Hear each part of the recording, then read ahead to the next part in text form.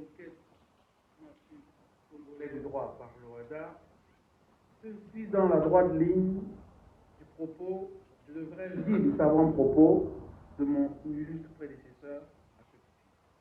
En réalité, lorsqu'un État doit adhérer à une organisation internationale qui a déjà une vie, il se trouve dans une situation catastrophique. Il appartient d'arriver au niveau des... Il en est de même de la population. C'est bien plus. L'article 53, alinéa 1 du traité OADA, qui permet à tout pays membre de l'Union africaine d'adhérer à l'OADA, a vu sa première consécration par l'adhésion de la RDCK. Devons-nous le préciser, prospère grâce à la maîtrise du droit OADA. Peut-on douter que ce défi sera réalisé? Je ne crois pas. L'implication du président de la République en donne un bon signe. Je vous remercie.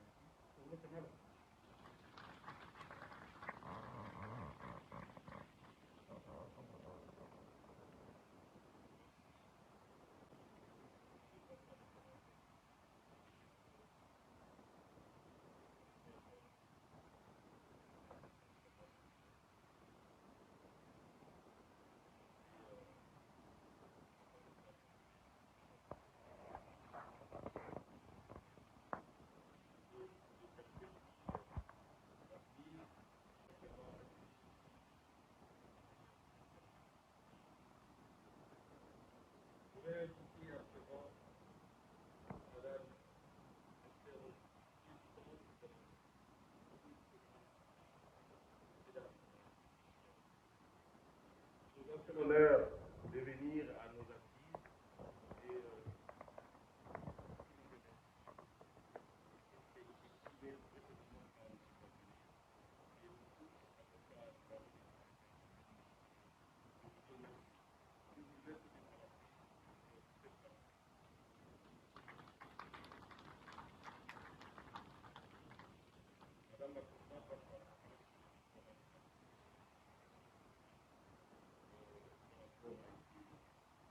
m'a brossé par un uniforme précipité. C'est l'occasion de mettre en place une somme de compensation des créances étatiques ou des créances publiques. Ceux qui sont créanciers de l'État, exactement comme les banques, viennent en face de ceux qui sont débiteurs de l'État. Parce qu'aujourd'hui, l'immunité ne doit pas cacher la voie de la bonne foi et de la bonne foi contractuelle. Il ne sert à rien, lorsqu'on est État, d'aller se réfugier derrière des comptes à tout et presque tout. C'est le meilleur moyen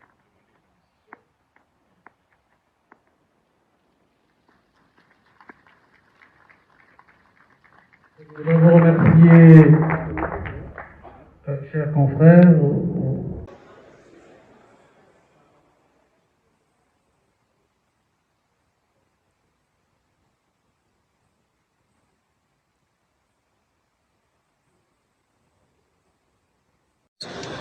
Je travaille comme étant conseil auprès d'une institution financière.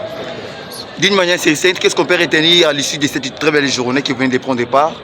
Écoutez, c'est une journée assez intéressante parce que ce sont des échanges scientifiques de haut niveau.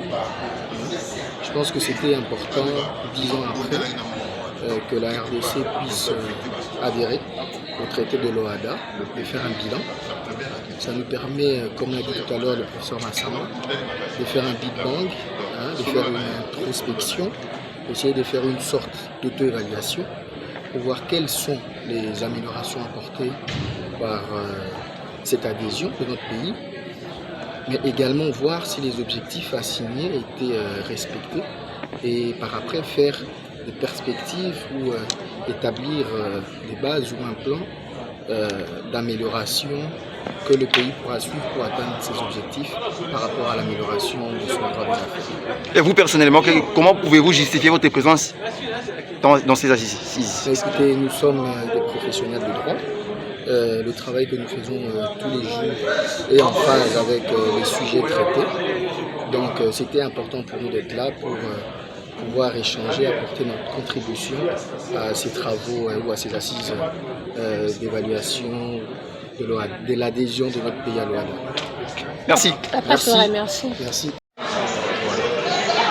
jour pour jour, 10 ans d'existence de l'OADA en RDC, qu'est-ce que la RDC en bénéficie? Qu'est-ce que la justice congolaise en bénéficie de l'OADA?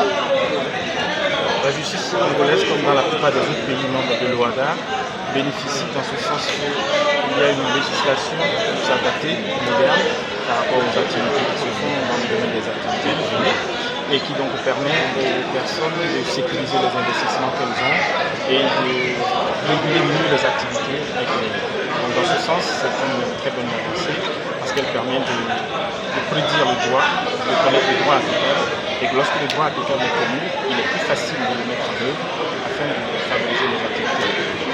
Oui, est-ce que les règles de l'OADA sont respectées ici en RDC?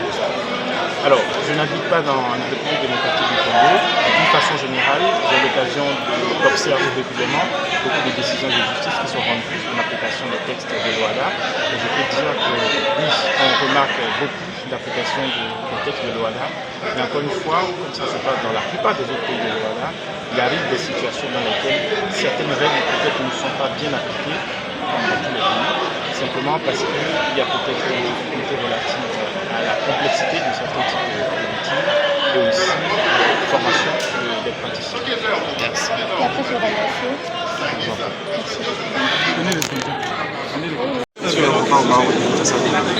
Ah oui, maître, nous venons d'assister à la première séance, jour pour jour, 10 ans d'existence de l'OADA en RDC. Qu'est-ce que la population congolaise, soit la justice congolaise, en bénéficie de l'OADA? C'est que la République est en train de bénéficier en ce jour, c'est que la RDC fait partie de ces communes qui ont adhéré à l'OADA, cet espace qui permet à ce que le climat d'affaires soit bien garanti, en sorte que les investisseurs ne puissent pas se retrouver dans un climat d'insécurité. Ça fait la scène que les investisseurs, lorsqu'ils sont en République démocratique du Congo, les règles sont bien établies et bien respectées. Ceci fait que les intérêts sont bien évidemment bien garantis et que tous ceux qui entrent dans ces champs-là, ils trouvent leurs intérêts bien protégés. Oui, maître, est-ce qu'il y a des inconvénients dans les règles de l'OADA? Jusqu'à ce stade, on n'a pas d'inconvénients. On n'a pas trouvé des inconvénients qui peuvent être relevés à ce jour.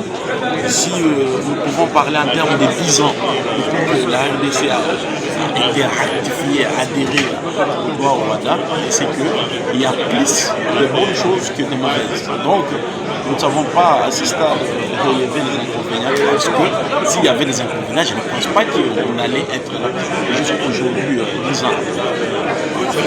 Merci. Très bien parlé. De sorte à permettre à ce que nous puissions tous étudier et faire des analyses pour permettre à ce que les praticiens de droit et bien d'autres puissent comprendre ce que le droit OADA a mené dans notre pays. Merci. Quelques sujets qui nous ont été proposés. C'est le deuxième anniversaire d'existence de l'OADA. Ce que ça bénéficie peut faire pousser les choses dans notre pays si on réussit.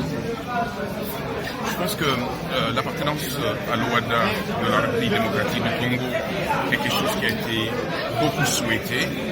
Et aujourd'hui, cette présence doit significativement faire évoluer les choses.